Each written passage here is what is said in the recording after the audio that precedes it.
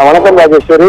அதாவது வேலூர் கொணவட்டம் அடுத்த கருகமுத்தூர் பகுதியில் இருக்கக்கூடிய சென்னை பெங்களூரு தேசிய நெடுஞ்சாலையில் அதாவது சென்னை மணலி பகுதியிலிருந்து மாலிக் பாஷா என்பவர் அவருடைய நண்பர்களுடன் பெங்களூரை நோக்கி சென்று கொண்டிருந்திருக்கின்றார். அப்போது இந்த கருகமுத்தூர் தேசிய நெடுஞ்சாலையில் இருக்கக்கூடிய தடுப்பு சுவர் மீது முதலாவதாக இந்த ஜீப்பானது கட்டுப்பாட்டை இழந்து மோதி இருக்கின்றன. அந்த தடுப்பு சுவர் மீது மோதி சர்வீஸ் சாலையில் இருந்த லாரியின் பின்புறம் அதிவேகமாக சென்று மோதி இருக்கின்றன.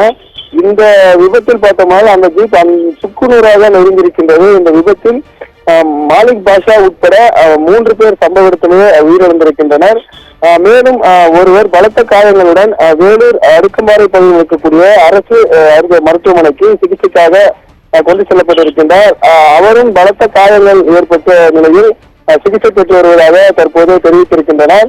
சம்பவ இடத்திற்கு தற்போது வேலூர் வடக்கு காவல்துறையினர் வந்து நேரில் விசாரணையை மேற்கொண்டு வருகின்றனர். முதற்கட்ட விசாரணையில் மாலிக் பாஷா சென்னை மணலி பகுதியைச் சேர்ந்தவர் எனவும் அவர் கும்பகோணம் பகுதியில் இருக்கக்கூடிய நீதிமன்றத்திற்கு சென்று வருவதாக அவருடைய வீட்டில் சொல்லிவிட்டு 4 பேர் இந்த ஜீப்பில் வந்ததாகவும் அவர் தேசிய நெடுஞ்சாலையில் அதிவேகமாக வந்து கொண்டிருந்த போது பேரிகார்டு அமைக்கப்பட்டிருக்கின்றது தேசிய நெடுஞ்சாலையில்.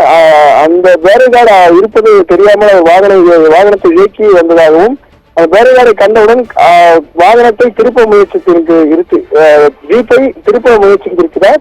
அப்போது ஜீப் கட்டுப்பாட்டை இழந்து தேசிய நெடுஞ்சாலை ஓரம் இருக்கக்கூடிய தடுப்பு சுவர் மீது மோதி சர்வீசாலையில் இருந்த லாரியின் பின்புறம் மோதி விபத்து ஏற்பட்டிருக்கின்றன.